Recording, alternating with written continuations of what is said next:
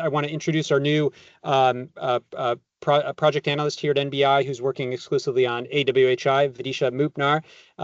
And Vidisha is going to kind of set the stage for the residential working group. She's come up with she's created a great slide that you'll see in a second that shows the history of heat pump water heaters over the last 50+ years. I learned a ton from this research. So welcome, Vidisha, and set the stage for our residential panel, if you wouldn't mind. Talk to us about where has the residential heat pump water heater come over the last 50, 60, 70 years? Thank you, Joe. And thank you for saving my time as well. I was almost prepared to give my introduction. So for all the people that I'm meeting for the first time, my name is Vidisha. I joined the Building Innovations team last month as a project analyst. And ever since I've joined, I realized that there's a lot of love for heat pump water heaters among the NBI team. We talk about it. We have a lot of research and initiative work going on.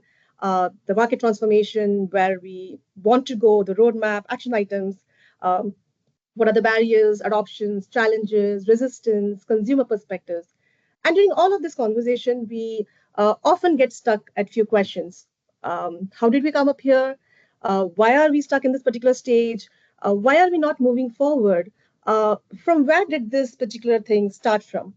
So we decided to take a step back, reflect on our questions, and go back in time to when this whole concept of heat pump started and the market transformation that began in the true sense during that particular era. So I'm going to do a little bit of a history class today. And I know history can be a little boring, but I'll try my best to make this a bit interesting for you all.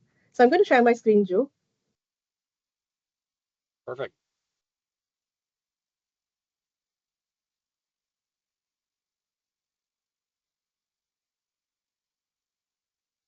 I hope this is pretty much visible to everyone and that they are able to read this.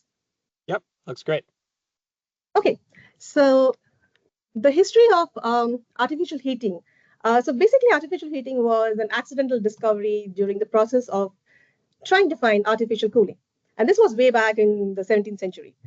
So from 1748, there were people who capitalized on the information of artificial cooling. They experimented and evolved this whole concept of heat transfer, heat pump. And eventually, in 1937, we had the first US patent for heat pump technology. And this was followed up by another explorer, Robert Weber, who was actually doing an experiment on a deep freezer when he realized that there was a heat loss. He channeled the heat loss and invented the first ground source heat pump.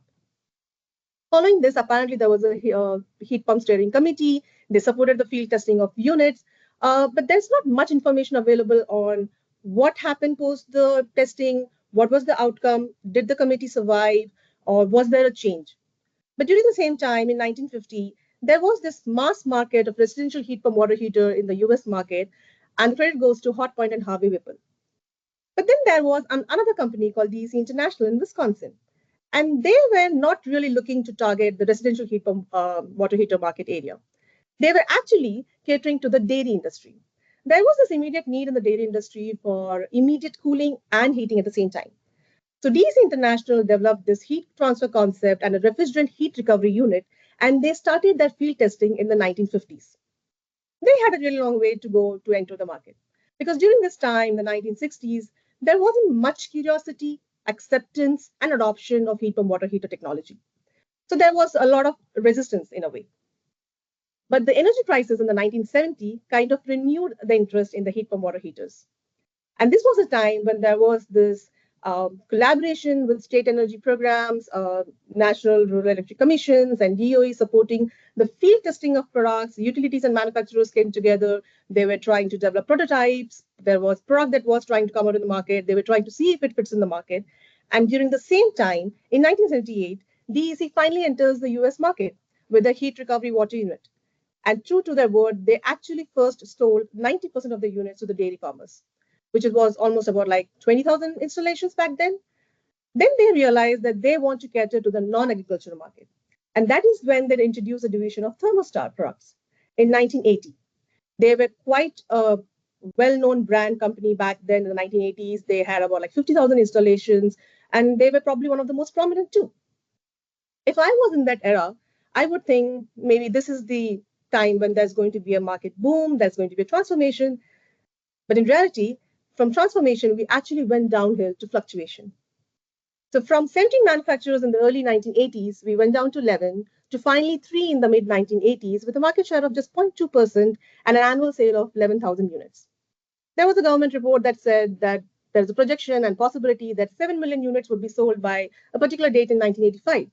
Apparently, the millions and thousands and everything evaporated. We were only left with 7,000 units that were sold by the so-called particular projected date. Nothing improved from here on. We just went downhill. Rheem, State, Electrolux, Bosch, GE, Westinghouse, they all exited the market during the early 90s and the early 2000s. There were only two manufacturers left in the mid 90s. The sales dropped. And by early 2000, there were just three manufacturers, out of which one made integrated units and two made add on units. But there was a silver lining here. And the silver lining was the fact that the collaboration still continued between the state energy programs, the California Energy Commission, and they supported the manufacturers in developing the products, testing prototypes, and we had one of the products that is water saver. Now, this got a little boost in the following decade. In 2009, we had Energy Star certified programs come up, which actually boosted the sale of heat pump water heaters from 2,000 units in 2006 to 12,600 units in 2009, which was definitely a milestone back then. And by 2010, we had about like 23 heat pump water heater models out there, which were Energy Star certified. Following which, in 2011 to 2020, this was a decade of trial and error and also a little bit of hope for slow and steady growth. GeoSprings GE launched their model GeoSprings, and they have like 8 models in 2012. They were really hoping to make a wave in the market with this. But in 2016, they had to pull it back owing to weak demand. There was no much profit, and the fact that GeoSpring apparently had a very poor performance in terms of efficiency. Now, what was the silver lining here? It was the National Appliance Energy Conservation Act in 2015. This sort of not only set the bar for energy standard efficiency standard, but it also boosted the sale of Energy Star products. Definitely, they had a market penetration of like 2% in 2020, moving on to 3% in 2022, and out of which in heat pump water heater market share was about like 1.14% in 2021, which was a huge milestone. And definitely that is attributed to the Energy Star partners who have continuously, consistently tried to break into the market, trying to find a certain stability in the market with their products. At present, there are like 309 certified heat pump water heater units. And if you could have a closer look on this, Rheem, Smith, American State, Bradford White, Rinnai, all of them have been in the market with their 120 volt integrated units, 240 volt, and split system. But then we come back to our debate.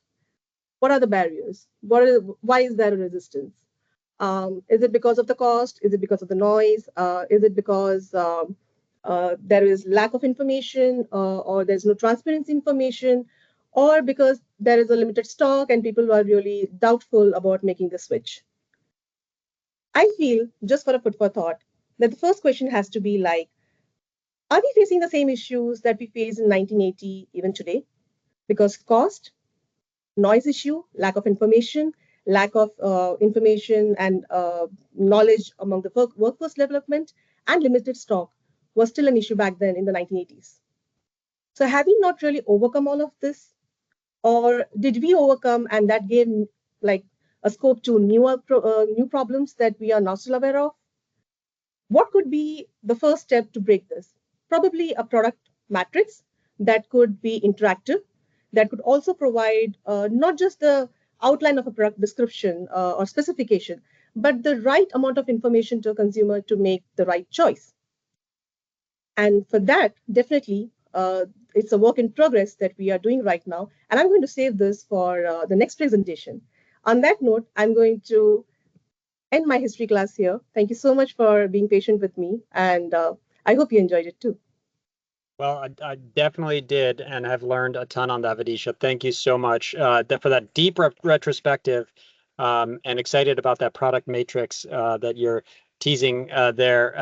Well, thank you, Vidisha, for that, and we'll have that great resource that Vidisha created available for all, so to look at in more depth. Well, and let's move on to our residential working group. Thanks, Ralph, Paul, and Amruta for being on with us. We wanted these three folks on, one, because they've been around since the beginning of the initiative, to talk to us about those early days, and then they've been helping to lead the residential working group from the beginning. So thanks to all three of you, and let's dive into our first question, kind of similar to the commercial working group. In 3 or 4 minutes, let's discuss how did this initiative get started in the earlier days, and what was the need for the initiative? Amrita, why don't we start with you?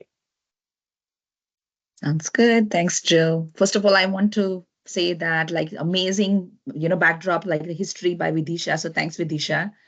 And also vision by Ram on, residential and the 120-volt heat pump water heaters that should be low form factor. So thanks, Ram, for that. And so Joe requested me to, attend this meeting and talk about how did all this started. So we do have some interesting backdrop to share about history of Advanced Water Heating Initiative. I guess it all started in 2018 as part of a Retrofit Ready Summit that Building Decarbonization Coalition organized in California and New Buildings Institute facilitated. And as part of that summit, I remember group of stakeholders came forward and identified a gap for retrofit ready market, which was like, there are 123 million residential water heaters in the United States. About 13 million are in California. So 10% of the retrofit stock is in California. And that summit was California focused. And there was no product back then, like 5 years ago, to replace those gas water heaters without going for expensive panel upgrades or without going for, infrastructure upgrades. And the great part of that summit was, people talked about, what needs to happen and identified a gap, and also started working on specification and program framework. So New Buildings Institute, as part of the facilitation role, we worked with the so we took the program framework forward, and the Advanced Water Heating Initiative, in fact, conceptualized as part of the next steps from the summit, because California utilities wanted a collaborative effort to continue working on the gaps that were identified. That's how, Joe, this whole, I remember Ralph and I then started working through, what should it be called? And then we got like a lot of votes on Advanced Water Heating Initiative to be the title of the initiative 4 or 5 years ago. So some great memories there. Thanks so much, Amrita. That's great, and describing the need, especially with that gas water heater replacement. And Ralph, maybe I'll just turn over to you next. So that's one need that was identified back in 2018 and helped launch AWHI. Any thoughts on any other needs around? I mean, what about why hadn't heat pump water heaters taken off in the electric resistance market, and how did AWHI factor into that? Yeah, and I'd say, so thanks for the introduction, and Vidisha, that amazing history lesson, because who knew that it was a product that had been available for so long.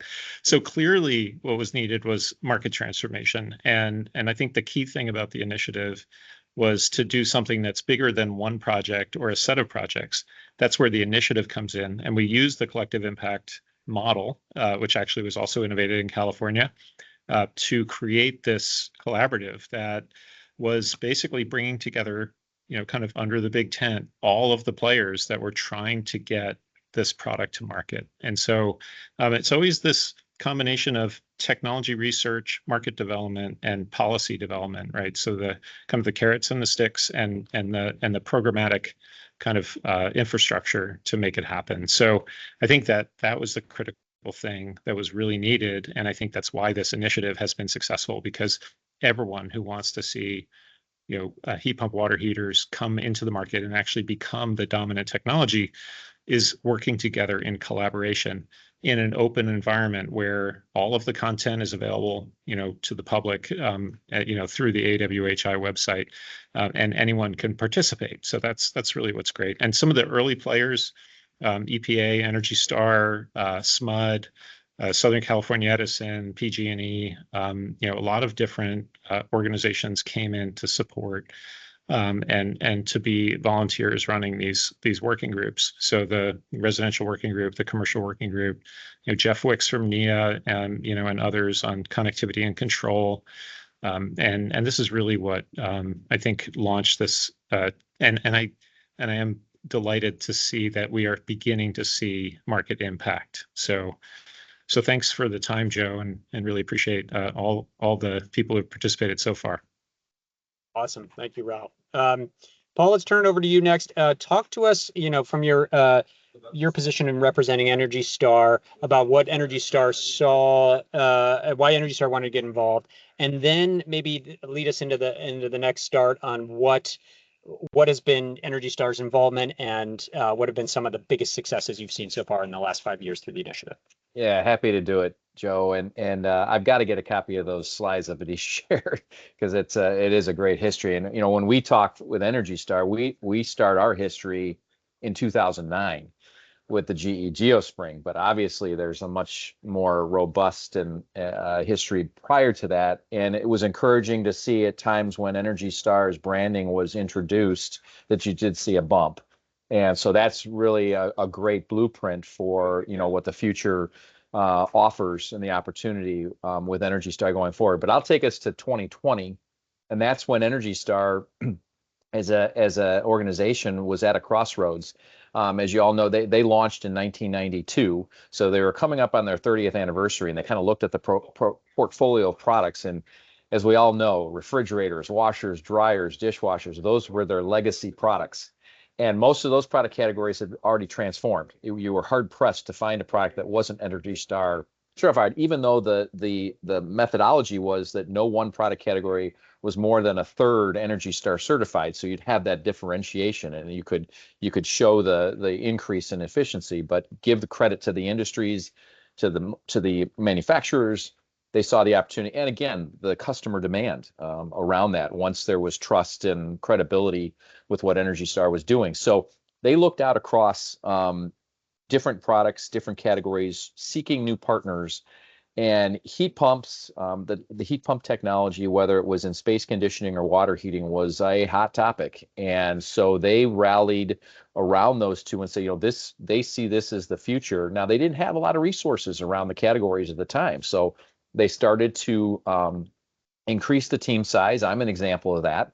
Brought me in to start assessing the industry. And I think it was my first conversation was with Jeff Wicks over at NIA, who strongly encouraged me to then reach out to Ralph and to Owen at NBI, and at SMUD at the time was where Owen was. And we had some great conversations. It was all part of my due diligence for understanding the industry and where things were going on behalf of Energy Star.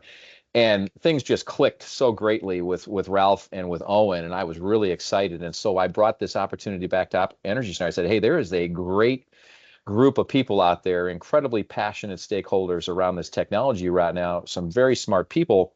But I think where the opportunity for Energy Star is to bring in the marketing and outreach and promotion component for what you do with this huge network of partners that Energy Star has all across the country. And at that time, I still kind of looked at AWHI as a very West Coast centric organization looking to grow across the country. So bring all those things together, it seemed like a perfect marriage to leverage the resources across the two.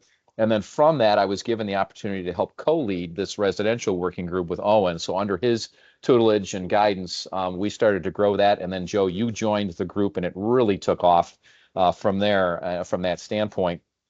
And I think that today, if you asked Energy Star versus where they were originally with their relationship with AWHI, there was still some hesitancy. They weren't quite sure. Was this a group that was competing with Energy Star, or was there actually an opportunity to collaborate? And like Ralph said, it's such an open, collaborative platform that very quickly Energy Star recognized that this was a place for them to go and to really accelerate their presence in this particular product category. They knew NIA had been doing some great things and some other partners of theirs across the country. But once they learned more about AWHI and all of the great stakeholders in it, and the opportunity to give them access to more resources across the country, help drive their mission, it was a natural for them to come in and partner up from that standpoint. So that's been the history. It's been a great partnership up to this point.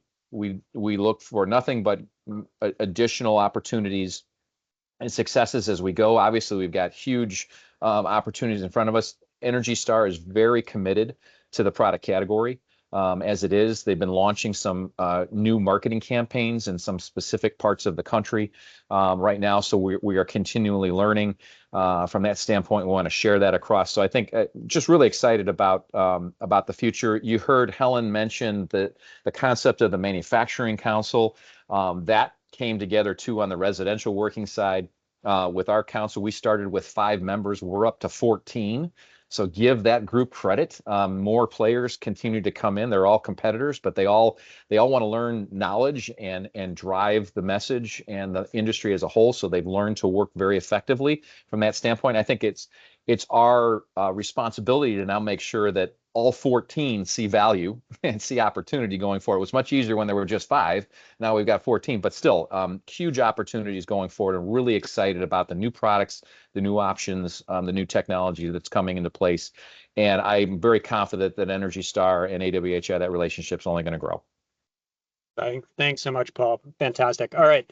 So we've got to do a little condensed version here to celebrate. Each one of you can pick out one success of AWHI and then one challenge, but you got about 60 seconds to do so because we've got our connectivity waiting in the wing.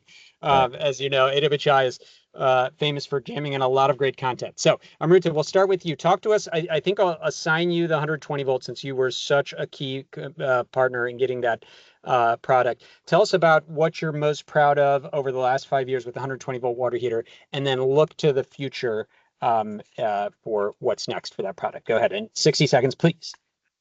All right, I'll keep it brief. So yeah, particularly for the plug-in heat pump water heaters, I guess when the working group started, led by Jim Lutz, we had no products in the market. And one of the biggest chicken and egg issue that we were experiencing is because there were no products, utilities were not really, paying attention to it and not thinking about incentives or not supporting it. Whereas because there was no support or incentives, manufacturers weren't really getting super excited. So all of us came together, utilities, manufacturers, AWHI, and we identified a gap and developed this research plan for a consolidated statewide field study, which would support both utility and manufacturers with the help they needed and target market barriers. So we did this statewide field study, validated the plug-in heat pump water heaters. What is the right market sector for these products? Where do they work? Where do they not work? And what are the future research needs? And the biggest, I would say, success or achievement is, by the time we finished, when we started with no products, by the time we finished the study, right now there are about 4 products in the market. And in fact, I recently heard there are like international manufacturers joining the US market, like, dumping in the US market. So that I would say is the biggest success.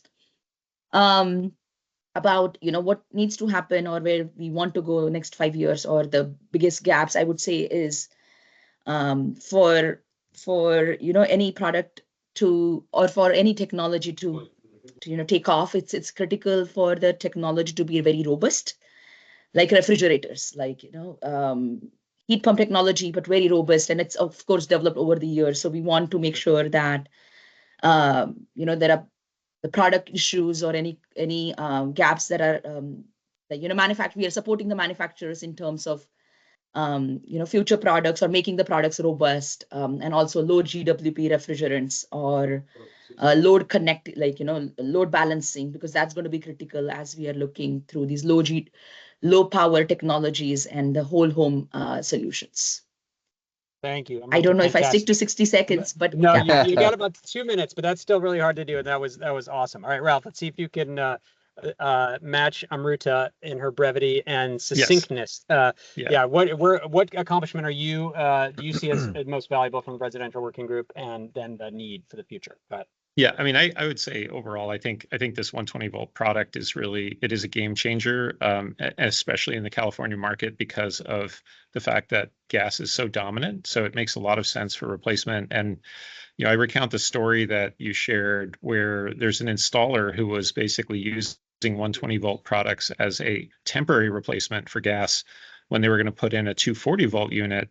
And then they figured out actually that the 120 volt unit worked just fine. And so they're actually using them for emergency replacement, just, as is, which is great. The fact that they're now available in big box retail is a critical element. And then also with the new federal standards for electric resistance, we're going to see a massive uptake of both 120 volt and 240 volt heat pump water heaters. So again, as Amruta said, it's really important that those are grid connected in markets where gas is cheaper than electricity, because we've proven through our research and something else that Amruta led that if electric heat pump water heaters are grid connected and controlled to reduce peak demands, that they can actually be much more economical than even gas. So I think those are the great things that we've seen. I would say, moving into the future, I do think that